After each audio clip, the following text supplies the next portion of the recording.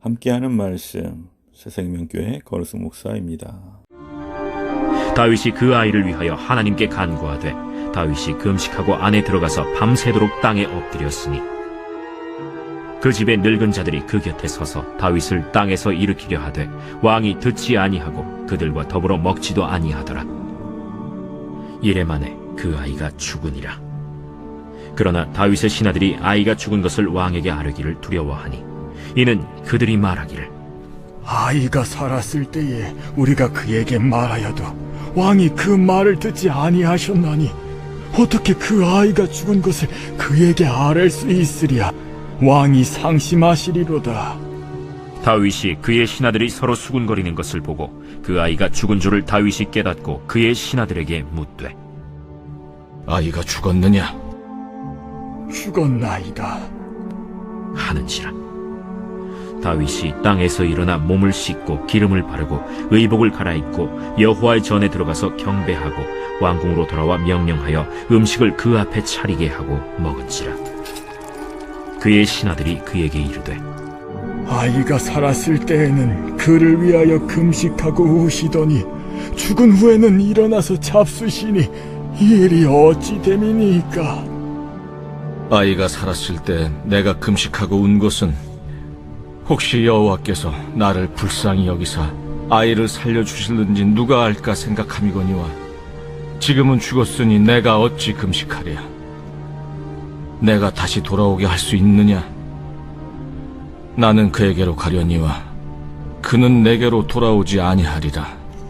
다윗이 그의 아내 바세바를 위로하고 그에게 들어가 그와 동침하였더니 그가 아들을 낳음에 그의 이름을 솔로몬이라 하니라.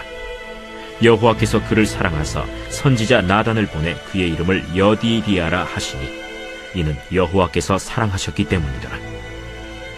요압이 암몬 자손의 라빠를 쳐서 그 왕성을 점령하매 요압이 전령을 다윗에게 보내 이르되 내가 라빠 곧 물들의 성읍을 쳐서 점령하였으니 이제 왕은 그 백성의 남은 군사를 모아 그 성에 맞서 진치고 이 성읍을 쳐서 점령하소서. 내가 이 성읍을 점령하면 이 성읍이 내 이름으로 일컬음을 받을까 두려워하나이다. 다윗이 모든 군사를 모아 라빠로 가서 그곳을 쳐서 점령하고 그 왕의 머리에서 보석 박힌 왕관을 가져오니 그 중량이 금 1달란트라. 다윗이 자기의 머리에 쓰니라. 다윗이 또 그 성읍에서 노략한 물건을 무수히 내오고 그 안에 있는 백성들을 끌어내어 톱질과 썰애질과 철도끼질과 벽돌 구이를 그들에게 하게 하니라.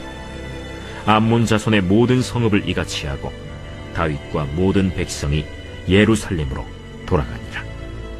많은 사람이 소원을 간구하고 이루어지지 않으면 하나님이 응답하지 않으셨다고 말합니다. 그러나 응답이 없는 것이 아니라 안 된다는 응답을 주신 것입니다. 다윗의 간구와 응답에 순응하는 모습에서 하나님의 주권을 인정하는 신앙을 배울 수 있기를 바랍니다. 하나님은 다윗의 범죄에 대한 보응으로 다윗과 바세바 사이에서 태어난 아들의 생명을 거두실 것을 예고하셨습니다. 그 예고대로 아이가 중한 병을 앓았고 다윗은 금식하며 땅에 엎드려 하나님께 간구합니다.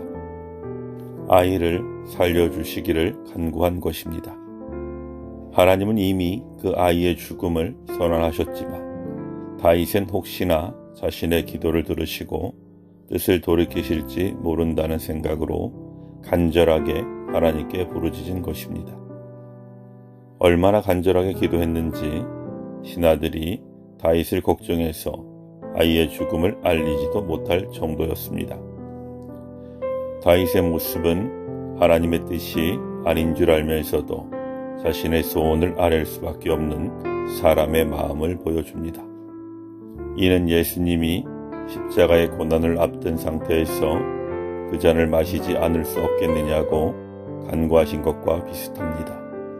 하나님이 심판을 선언하신 상황에서도 죄인이 진심으로 회개하고 부르짖으면 심판을 돌이킨 경우들도 있습니다.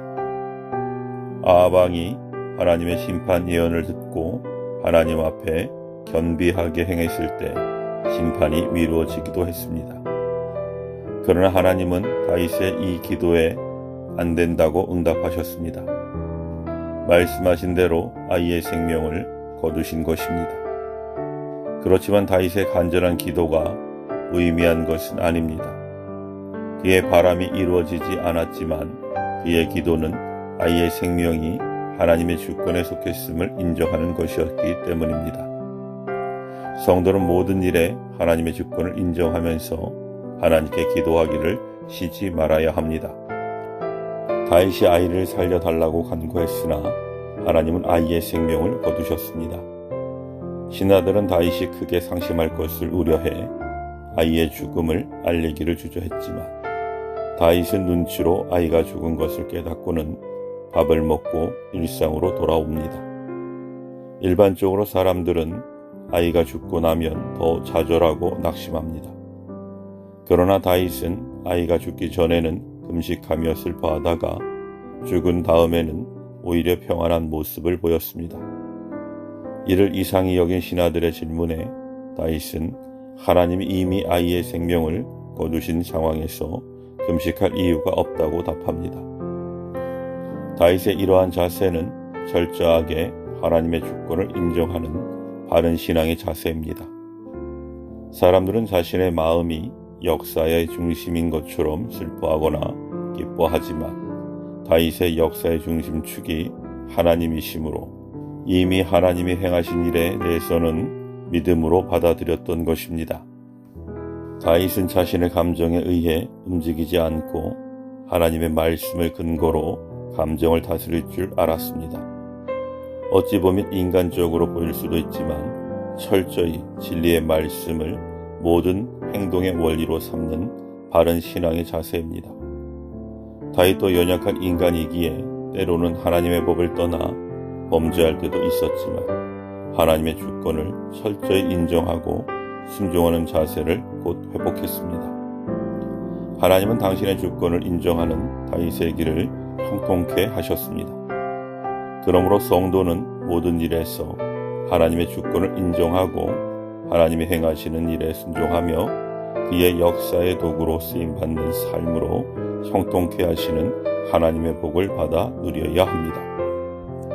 하나님의 뜻대로 되기를 원한다고 기도하셨던 예수님의 기도가 모든 기도의 본이 됩니다. 하나님 앞에 간절히 구하고 어떠한 응답이 주어지든지 하나님의 주권을 믿고 받아들였던 다윗처럼 하나님의 주권과 뜻을 붙잡고 기도해야 합니다. 아멘.